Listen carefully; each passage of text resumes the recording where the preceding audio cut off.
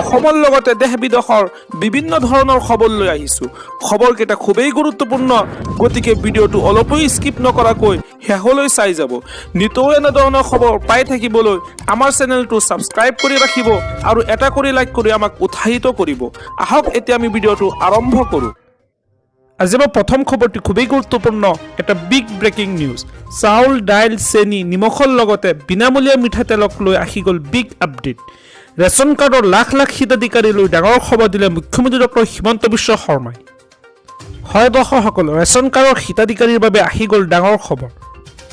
এইবাৰ নিৰ্বাচনৰ পিছত বিনামূলীয়াকৈ লাভ কৰিব সকলো ধৰণৰ ৰেচন সামগ্ৰী। পুনৰ বিজেপি চৰকাৰ আহিলে এতিয়া দি থকা 100 টকাও দিব নালাগে সুলভ মূল্যৰ দোকানীক। ৰেচন কাৰ্ডৰ হিতাধিকাৰীসকলে চাউলৰ লগতে চেনি, দাইল, নিমখ আৰু মিঠাতেলো লাভ কৰিব বিনামূলীয়াকৈ। ৰেচন কাৰ্ডৰ প্ৰতিটো পৰিয়ালক 1 লিটাৰ মিঠাতেল, 1 কেজি চেনি, দাইল, চাউল আৰু নিমখ বিনামূলীয়াকৈ দিব ৰাজ্য চৰকাৰে। আজি মই পৰৱৰ্তী খবৰটি খুবেই গুৰুত্বপূৰ্ণ, এটা বিগ ব্ৰেকিং নিউজ। বিহুৰ খৰচৰ চিন্তা নাই, লাখ লাখ মহিলাক চৰকাৰে দিব 9,000 টকা।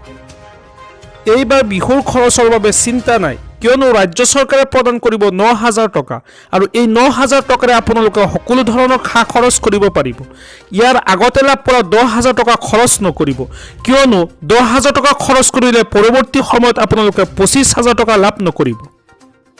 অৰুণোদয়ে লাখ লাখ মহিলাক চৰকাৰে দিব 9,000 টকা। সাজু হওক আপুনি বিহুৰ বজাৰ কৰিবলৈ। 10 মাৰ্চত ৰাজ্যৰ লাখ লাখ মহিলাই লাভ কৰিব চৰকাৰৰ 9,000 টকা। বিহুৰ পূৰ্বে মহিলাসকলে লাভ কৰিব এই ধনৰাশি। অৰুণোদয় আঁচনিৰ ধন বিতৰণক লৈ মুখ্যমন্ত্ৰী ডক্টৰ হিমন্ত বিশ্ব শৰ্মাৰ বিশদ ঘোষণা। এটা বিগ ব্ৰেকিং নিউজ। এইবাৰ পোষ্ট অফিচে লৈ আহিছে বাম্পাৰ অফাৰ। বেংকৰ নিচিনাকৈ আপুনি পোষ্ট অফিচত টকা জমা থৈ আপুনি প্ৰতিমাহে লাভ কৰিব 20,000কৈ টকা। কেনেকৈ লাভ কৰিব, কি কৰিব লাগিব, সবিশেষ তথ্য এই ভিডিঅ'ৰ জৰিয়তে লাভ কৰক। হয় দৰ্শকসকল, মধ্যবিত্তৰ ওচৰত বেংকৰ উপৰিও পোষ্ট অফিচো বিনিয়োগৰ অত্যন্ত জনপ্ৰিয় মাধ্যম।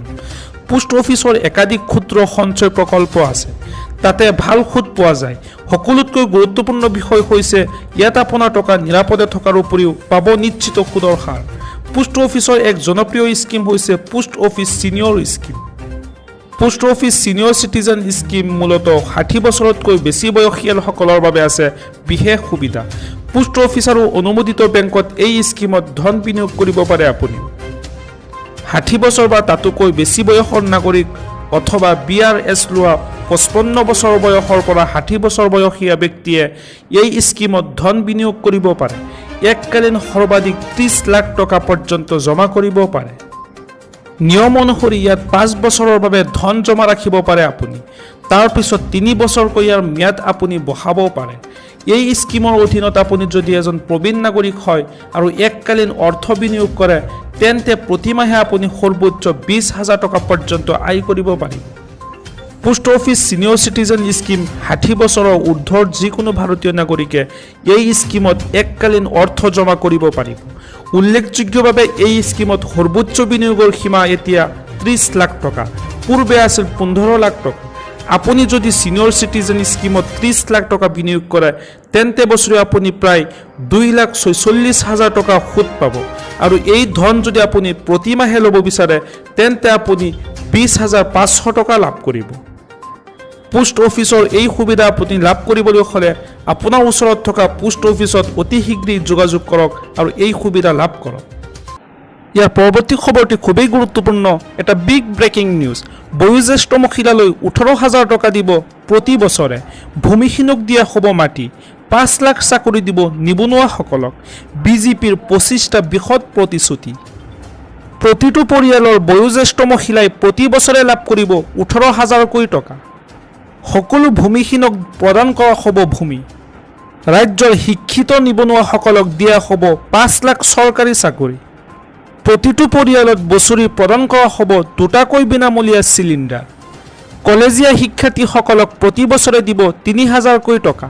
সৰ্বমুঠ 25টাকৈ বৃহৎ প্ৰতিশ্ৰুতি প্ৰদান কৰিছে বিজেপি চৰকাৰে। এটা বিগ ব্ৰেকিং নিউজ। গেছৰ সংযোগ থকা লাখ লাখ লোকে আজিয়ে পূৰণ কৰক প্ৰ-পত্ৰ। মুখ্যমন্ত্ৰী সুলভ ইন্ধন আঁচনিত 700 টকাকৈ লাভ কৰিব গেছ চিলিণ্ডাৰ। আপোনাৰ ৰন্ধন গেছৰ সংযোগ আছে যদি আজিয়ে পূৰণ কৰক প্ৰ-পত্ৰ। মুখ্যমন্ত্ৰীৰ সুলভ ইন্ধন আঁচনিৰ অধীনত 700 টকাতে লাভ কৰিব গেছ চিলিণ্ডাৰ।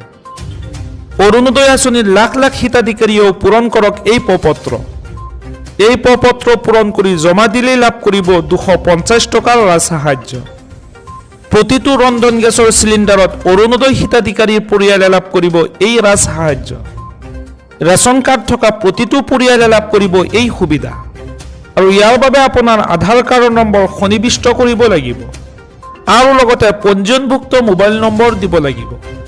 অৰুণোদয় হিতাধিকাৰীৰ নাম আৰু অৰুণোদয় আইডি শুদ্ধভাৱে দিব লাগিব। এই সকলোখিনি পূৰণ কৰি জমা দিলে আপুনি লাভ কৰিব 250 টকাৰ ৰাজসাহায্য। পলম নকৰি আজিয়েই সংগ্ৰহ কৰক এই প্ৰ-পত্ৰ। তাৰিখে মই 8,000 টকা অৰুণোদয় দিম বুলি কৈছিলোঁ। 20 ফেব্ৰুৱাৰীত মই নিদিওঁ, 10 মাৰ্চত দিম, কিন্তু 8,000 টকাৰ জেগাত 9,000 টকা দিম। মানে 10 মাৰ্চত প্ৰত্যেকবাৰে অৰুণোদয় পায়। 20 ফেব্ৰুৱাৰীত যদি দি দিওঁ, মহিলাসকলে আকৌ 10 মাৰ্চতো ভাবিব একো নাপাম। সেইকাৰণে একেলগে 10 মাৰ্চত দিম, 8,000 নিদিওঁ, 9,000 দিম। 20 তাৰিখে মই 8,000 টকা